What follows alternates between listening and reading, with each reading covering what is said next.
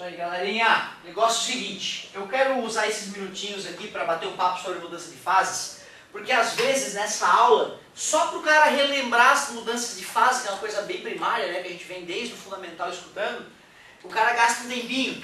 Então eu queria poder aproveitar e dar um apanhado geral nessa parte mais simplesinha e a gente gasta mais energia na próxima aula indo para a parte de matemática.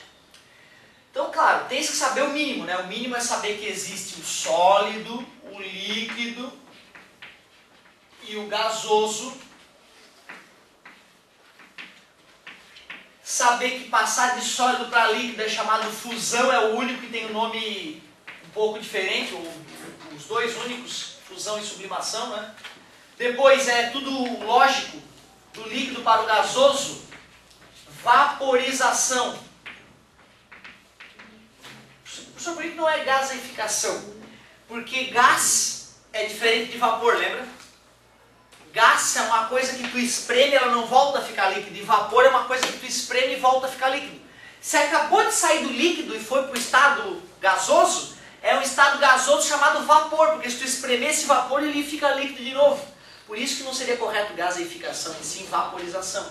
Dentro dessa vaporização, galera, essa parte aqui, pelo que eu vi, é só na última aula da Física B, que são 3 aulas, né? É só na última aula, mas eu vou adiantar porque é coisinha boba, né? Teoriazinha, claro que na última aula eu repito de novo, aumenta a chance de decorar isso aí. A vaporização, ou seja, a passagem do líquido para o gasoso, pode se dar de 3 maneiras diferentes. Evaporação lenta e natural. Que bonito. Ebulição numa temperatura dada e é rápida. Calefação. Calefação.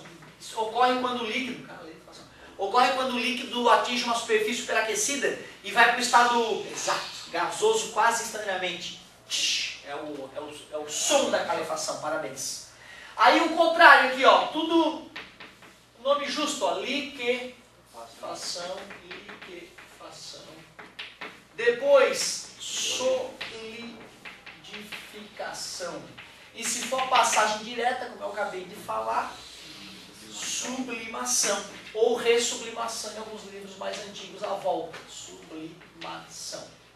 A volta do quê? Ah não, ida e volta. Ressublimação de gasoso para sólido.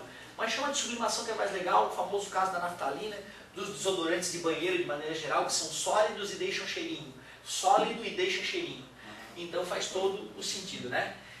Aí assim, lá no segundo ano a gente acabou vendo que tem outros estados físicos dos quais a gente fala pouco, mas que existem também, né? E aliás, não são só esses dois, galera. Existem uma série de outras situações bizarras onde a gente pode colocar a matéria, em que a matéria se comporta de maneira estranha do que a gente está acostumado e que está sendo estudado e que vai dar muito pano para manga aí. Mas 2 estados é importante lembrar. Acima do gasoso, se a gente continuar esquentando esse gás, ele vai começar a brilhar. E aí, plasma. É o estado gasoso que emite luz. Ele pode ser classificado em frio e quente. Frio seria o das lâmpadas, por exemplo, fluorescente. O quente seria o fogo ou uma estrela, né, que é plasma super quente. E também um outro estado bastante comentado é o condensado de Bose-Einstein. Tudo que tem o nomezinho do cara destaca-se, né? Mas tem outros casos aí, de repente, talvez até mais curiosos, mas esse aqui ganhou um pouco mais de força. Chega uma hora que o estado gasoso começa a ser resfriado, e nós sabemos que a temperatura média das suas moléculas, e elas vibrando lá, o estado gasoso, aquela loucura, né? Só que quando começa a chegar próximo do zero absoluto, do menos 273,15 graus Celsius, menos 273 no ensino médio, né? A nuvem, né, de gás que nós estamos estudando começa a oscilar de uma forma como se todas as moléculas começassem a vibrar juntas, como se fosse um átomo só organizado.